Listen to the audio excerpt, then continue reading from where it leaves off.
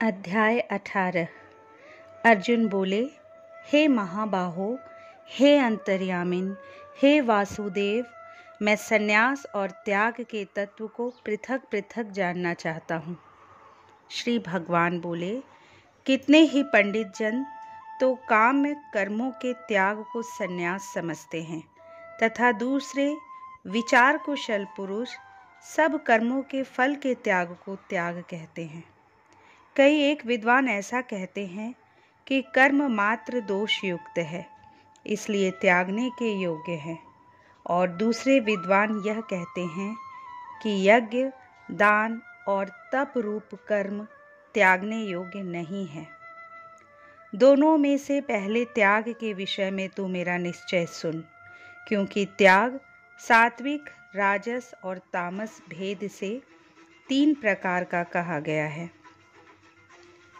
यज्ञ, दान और तप रूप कर्म त्याग करने के योग्य नहीं है, बल्कि वह तो अवश्य कर्तव्य है, क्योंकि यज्ञ, दान और तप ये तीनों ही कर्म बुद्धिमान पुरुषों को पवित्र करने वाले हैं।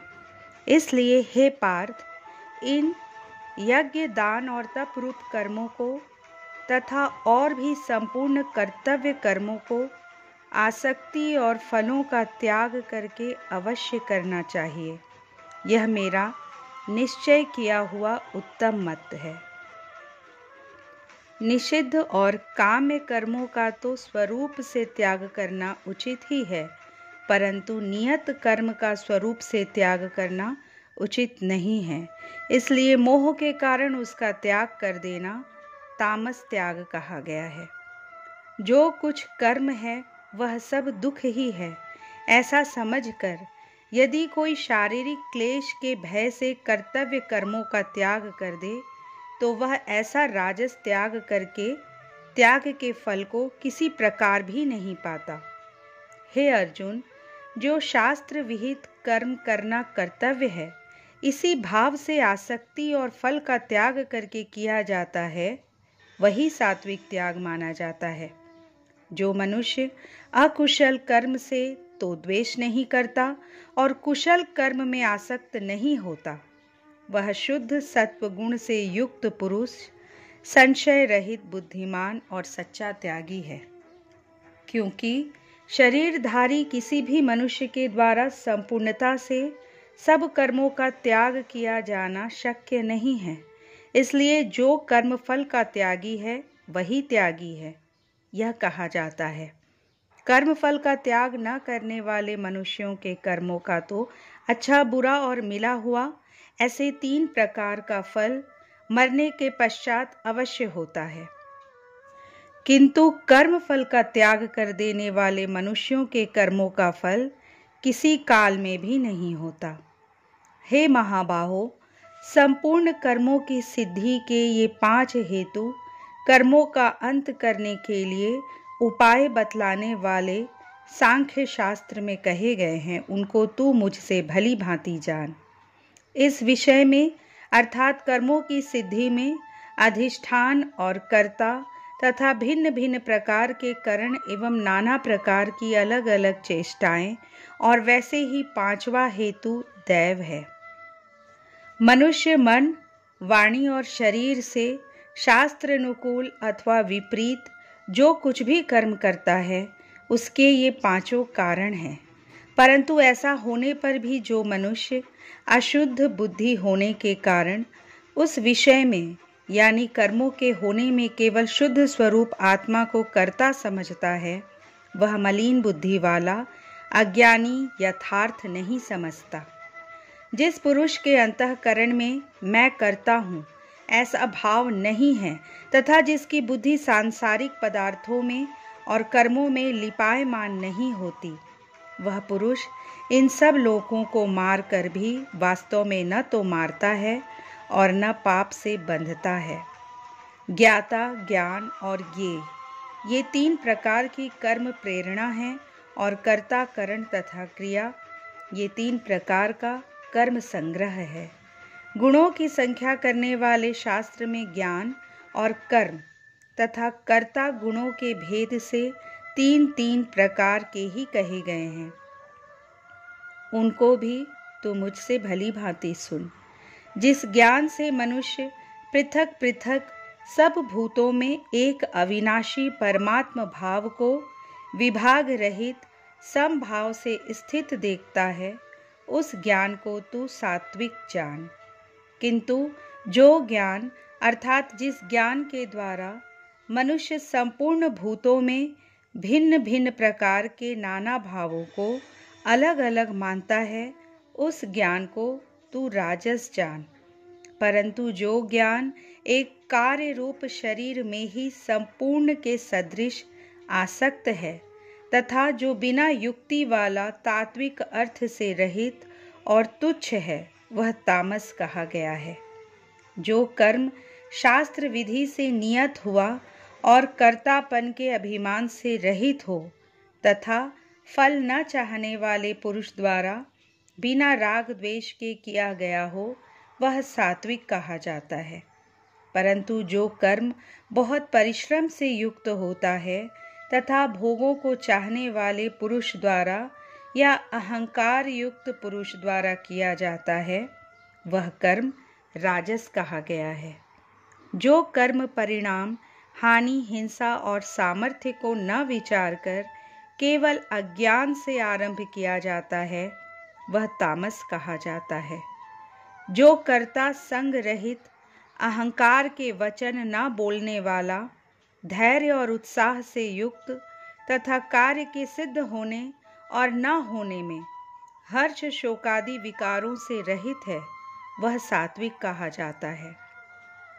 जो कर्ता आसक्ति से युक्त, कर्मों के फल को चाहने वाला और लोभी है तथा दूसरों को कष्ट देने के स्वभाव वाला, अशुद्धाचारी और हर्ष शोक से लिप्त है, वह राजस कहा गया है। जो कर्ता अयुक्त, शिक्षा से रहित, घमंडी, धूर्त और दूसरों की जीविका का नाश करने वाला तथा शोक करने वाला, आलसी और दीर्घसूत्री है, वह तामस कहा जाता है। हे धनंजय, अब तो बुद्धि का और धृति का भी गुणों के अनुसार तीन प्रकार का भेद मेरे द्वारा संपूर्णता से विभाग पूर्वक कहा जाने वाला सुन। हे पार्थ, जो बुद्धि प्रवृत्ति मार्ग और निवृत्ति मार्ग को, कर्तव्य और अकर्तव्य को, भय और अभय को तथा बंधन और मोक्ष को यथार्थ जानती है, वह बुद्धि सात्विकी है। हे पार्थ, मनुष्य जिस बुद्धि के द्वारा धर्म और अधर्म को तथा कर्तव्य और अकर्तव्य को भी यथार्थ नहीं जानता, वह बुद्धि राजसी है।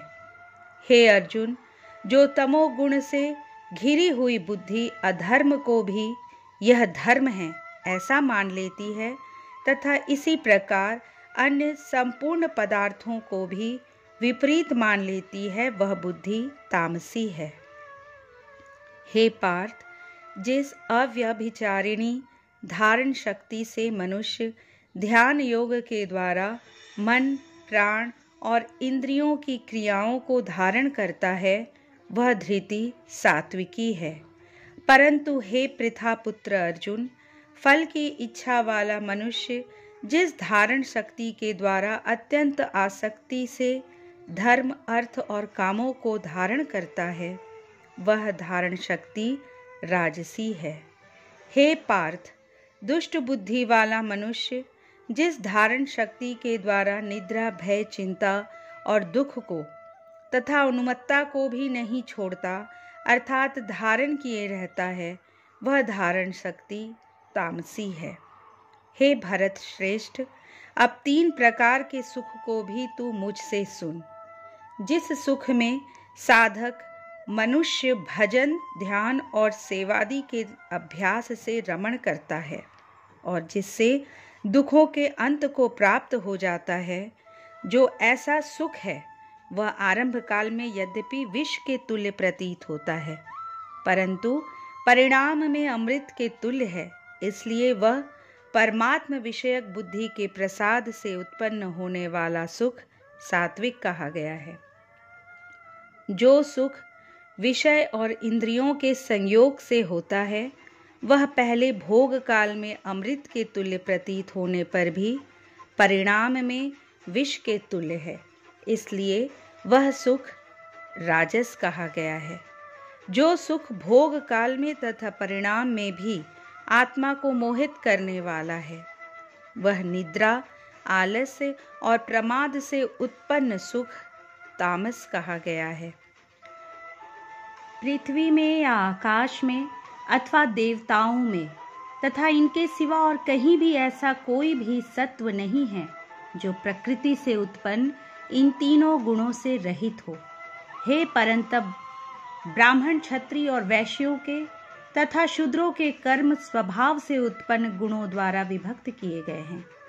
अंतःकरण का निग्रह करना, इंद्रियों का दमन करना, धर्म पालन के लिए कष्ट सहना, बाहर भीतर से शुद्ध रहना, दूसरों के अपराधों को क्षमा करना, मन, इंद्रिय और शरीर को सरल रखना, वेद, शास्त्र, ईश्वर और परलोक आदि में श्रद्धा रखना, वेद शास्त्रों का अध्ययन अध्यापन करना और परमात्मा के तत्व का अनुभव करना, ये सब के सब ही ब्राह्मण के स्वाभाविक कर्म हैं।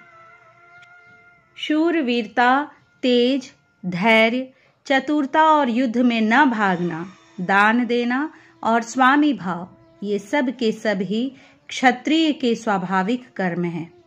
खेती, गोपालन और क्रय विक्रय रूप सत्य व्यवहार, ये वैश्य के स्वाभाविक कर्म हैं तथा सब वर्णों की सेवा करना शूद्र का भी स्वाभाविक कर्म है। अपने अपने स्वाभाविक कर्मों में तत्परता से लगा हुआ मनुष्य भगवत प्राप्ति रूप परम सिद्धि को प्राप्त हो जाता है। अपने स्वाभाविक कर्म में लगा हुआ मनुष्य जिस प्रकार से कर्म करके परम सिद्धि को प्राप्त होता है, उस विधि को तू सुन। जिस परमेश्वर से संपूर्ण प्राणियों की उत्पत्ति हुई है और जिससे वह समस्त जगत व्याप्त है, उस परमेश्वर की अपने स्वाभाविक कर्मों द्वारा पूजा करके मनुष्य परम सिद्धि को प्राप्त हो जाता है। अच्छी प्रकार आचरण किए हुए दूसरे के धर्म से गुण रहित भी अपना धर्म श्रेष्ठ है, क्योंकि स्वभाव से नियत किए हुए स्वधर्म रूप कर्म को करता हुआ मनुष्य पाप को नहीं प्राप्त होता। अतएव हे कुंती पुत्र, दोष युक्त होने पर भी सहज कर्म को नहीं त्यागना चाहिए, क्योंकि धुएं से अग्नि की भांति सभी कर्म किसी न किसी दोष से युक्त है। सर्वत्र आसक्ति रहित बुद्धि वाला, स्पृहा रहित और जीते हुए अंतःकरण वाला पुरुष सांख्य योग के द्वारा उस परम नैष्कर्म्य सिद्धि को प्राप्त होता है, जो कि ज्ञान योग की परानिष्ठा है। उस नैष्कर्म्य सिद्धि को जिस प्रकार से प्राप्त होकर मनुष्य ब्रह्म को प्राप्त होता है, उस प्रकार को हे कुंती पुत्र, तू संक्षेप में ही मुझसे समझ। विशुद्ध बुद्धि से युक्त तथा हल्का, सात्विक और नियमित भोजन करने वाला, शब्द आदि विषयों का त्याग करके एकांत और शुद्ध देश का सेवन करने वाला, सात्विक धारण शक्ति के द्वारा अंतःकरण और इंद्रियों का संयम करके मन, वाणी और शरीर को वश में कर लेने वाला, राग द्वेष को सर्वथा नष्ट करके भली भांति दृढ़ वैराग्य का आश्रय लेने वाला तथा अहंकार, बल, घमंड, काम, क्रोध और परिग्रह का त्याग करके निरंतर ध्यान योग के परायण रहने वाला, ममता रहित और शांति युक्त पुरुष सच्चिदानंद घन ब्रह्म में अभिन्न भाव से स्थित होने का पात्र होता है। फिर वह सच्चिदानंद घन ब्रह्म में एक ही भाव से स्थित प्रसन्न मन वाला योगी ना तो किसी के लिए शोक करता है और ना किसी की आकांक्षा ही करता है। ऐसा समस्त प्राणियों में समभाव वाला योगी मेरी पराभक्ति को प्राप्त हो जाता है। उस पराभक्ति के द्वारा वह मुझ परमात्मा को मैं जो हूँ और जितना हूँ ठीक वैसा का वैसा तत्व से जान लेता है तथा उस भक्ति से मुझको तत्व से जानकर तत्काल ही मुझ में प्रविष्ट हो जाता है। मेरे परायण हुआ कर्मयोगी तो संपूर्ण कर्मों को सदा करता हुआ भी मेरी कृपा से सनातन अविनाशी परम पद को प्राप्त हो जाता है। सब कर्मों को मन से मुझ में अर्पण करके तथा समबुद्धि रूप योग को अवलंबन करके मेरे परायण और निरंतर मुझ में चित्त वाला हो। उपर्युक्त प्रकार से मुझ में चित्त वाला होकर तू मेरी कृपा से समस्त संकटों को अनायास ही पार कर जाएगा, और यदि अहंकार के कारण मेरे वचनों को न सुनेगा तो नष्ट हो जाएगा, अर्थात परमार्थ से भ्रष्ट हो जाएगा। जो तू अहंकार का आश्रय लेकर यह मान रहा है कि मैं युद्ध नहीं करूँगा, तो तेरा यह निश्चय मिथ्या है, क्योंकि तेरा स्वभाव तुझे जबरदस्ती युद्ध में लगा देगा। हे कुंती पुत्र, जिस कर्म को तू मोह के कारण करना नहीं चाहता, उसको भी अपने पूर्वकृत स्वाभाविक कर्म से बंधा हुआ परवश होकर करेगा। हे अर्जुन, शरीर रूप यंत्र में आरूढ़ हुए संपूर्ण प्राणियों को अंतर्यामी परमेश्वर अपनी माया से उनके कर्मों के अनुसार भ्रमण कराता हुआ सब प्राणियों के हृदय में स्थित है। हे भारत, तू सब प्रकार से उस परमेश्वर की ही शरण में जा। उस परमात्मा की कृपा से ही तू परम शांति को तथा सनातन परम धाम को प्राप्त होगा। इस प्रकार यह गोपनीय से भी अति गोपनीय ज्ञान मैंने तुमसे कह दिया। अब तू इस रहस्य युक्त ज्ञान को पूर्णतया भली भांति विचार कर, जैसा चाहता है वैसा ही कर। संपूर्ण गोपनीयों से अति गोपनीय मेरे परम रहस्य युक्त वचन को तू फिर भी सुन। तू मेरा अतिशय प्रिय है, इससे यह परम हितकारक वचन मैं तुझसे कहूँगा। हे अर्जुन, तू मुझ में मन वाला हो, मेरा भक्त बन, मेरा पूजन करने वाला हो और मुझको प्रणाम कर। ऐसा करने से तू मुझे ही प्राप्त होगा। यह मैं तुझसे सत्य प्रतिज्ञा करता हूँ, क्योंकि तू मेरा अत्यंत प्रिय है। संपूर्ण धर्मों को अर्थात संपूर्ण कर्तव्य कर्मों को मुझ में त्याग कर तू केवल एक मुझ सर्वशक्तिमान सर्वाधार परमेश्वर की ही शरण में आ जा। मैं तुझे संपूर्ण पापों से मुक्त कर दूंगा। तू शोक मत कर। तुझे यह गीता रूप रहस्यमय उपदेश किसी भी काल में न तो तप रहित मनुष्य से कहना चाहिए, न भक्ति रहित से, और न बिना सुनने की इच्छा वाले से ही कहना चाहिए। तथा जो मुझ में दोष दृष्टि रखता है उससे तो कभी भी नहीं कहना चाहिए। जो पुरुष मुझ में परम प्रेम करके इस परम रहस्य युक्त गीता शास्त्र को मेरे भक्तों में कहेगा, वह मुझको ही प्राप्त होगा, इसमें कोई संदेह नहीं है।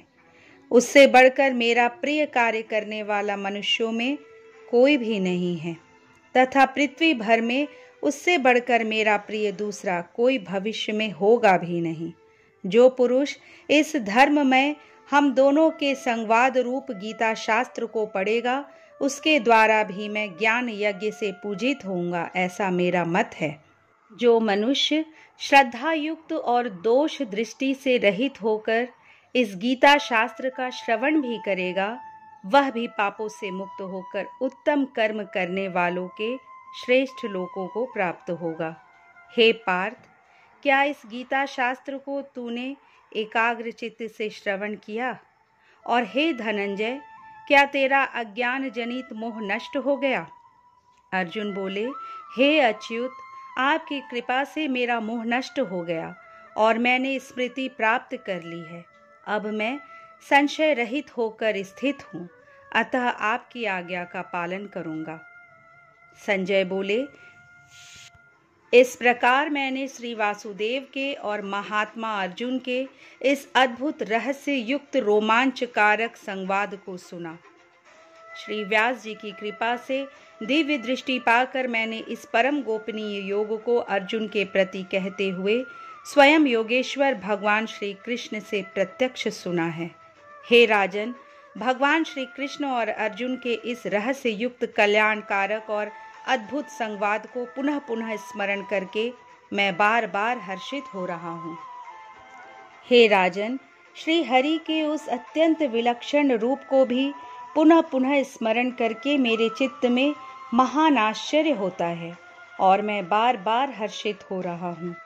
हे राजन, जहाँ योगेश्वर भगवान श्री कृष्ण हैं और जहाँ गांडीव धनुषधारी अर्जुन हैं, वहीं पर श्री, विजय, विभूति और अचल नीति है। ऐसा मेरा मत है। इस प्रकार श्री कृष्ण अर्जुन संवाद में मोक्ष संन्यास योग नामक 18वां अध्याय संपूर्ण हुआ। श्रीमद् भगवद गीता आनंद चित घन, षडैश्वर्य पूर्ण, चराचर वंदित, परम पुरुषोत्तम साक्षात भगवान श्री कृष्ण की दिव्य वाणी है। यह अनंत रहस्यों से पूर्ण है। परम दया में भगवान श्री कृष्ण की कृपा से ही किसी अंश में इसका रहस्य समझ में आ सकता है। जो पुरुष परम श्रद्धा और प्रेममयी विशुद्ध भक्ति से अपने हृदय को भरकर भगवत गीता का मनन करते हैं, वे ही भगवत कृपा का प्रत्यक्ष अनुभव करके गीता के स्वरूप की किसी अंश में झांकी कर सकते हैं। अतएव अपना कल्याण चाहने वाले नर नारियों को उचित है कि वे भक्तवर अर्जुन को आदर्श मानकर अपने में अर्जुन के से दैवी गुणों का अर्जन करते हुए श्रद्धा भक्ति पूर्वक गीता का श्रवण, मनन, अध्ययन करे एवं भगवान के आज्ञानुसार यथा योग्य तत्परता के साथ साधन में लग जाए। जो पुरुष इस प्रकार करते हैं, उनके अंतःकरण में नित्य नए नए परमानंददायक, अनुपम और दिव्य भावों की स्फुरनाएं होती रहती हैं तथा वे सर्वथा शुद्धांतःकरण होकर भगवान की अलौकिक कृपा सुधा का रसास्वादन करते हुए शीघ्र ही भगवान को प्राप्त हो जाते हैं। हरि ओम तत्सत, हरि ओम तत्सत, हरि ओम तत्सत। दोस्तों, आइए अब हम लोग श्रीमद् भगवद गीता जी की आरती करते हैं। जय भगवत गीते, जय भगवत गीते, हरिः कमल विहारिणि सुंदर सुपुनीते। जय भगवत गीते, कर्म सुमर्म प्रकाशिनी, कामासक्ति हरा, तत्व ज्ञान विकाशिनी, विद्या ब्रह्म परा। जय भगवत गीते, निश्चल भक्ति विधायिनी, निर्मल मलहारी, शरण रहस्य प्रदायिनी, सब विधि सुखकारी। जय भगवत गीते, राग द्वेष विदारिणी, कारिणी मोद सदा, भव भयहारिणी तारिणी, परमानंद प्रदा। जय भगवत गीते, आसुर भाव विनाशिनी, नाशिनी तम रजनी, दैवी सद्गुणदायिनी, हरि रसिका सजनी। जय भगवत गीते, समता त्याग सिखावनी, हरि मुख की बानी, सकल शास्त्र की स्वामिनी, श्रुतियों की रानी। जय भगवत गीते, दया सुधा बरसावनी, मातु कृपा की जय, हरि पद प्रेम दान कर, अपनों कर लीजय। जय भगवत गीते, जय भगवत गीते, जय जय भगवत गीते, हरिः कमल विहारिणी, सुंदर सुपुनीते। जय भगवत गीते। दोस्तों, उम्मीद है ये वीडियो आपको अच्छी लगी होगी। प्लीज़ इसे लाइक कर लीजिए, शेयर कर लीजिए और अगर इस चैनल को अब तक सब्सक्राइब नहीं किए हैं तो प्लीज़ सब्सक्राइब भी कर लीजिए। कल एक नई वीडियो के साथ आपसे फिर मिलूंगी। जय श्री कृष्ण।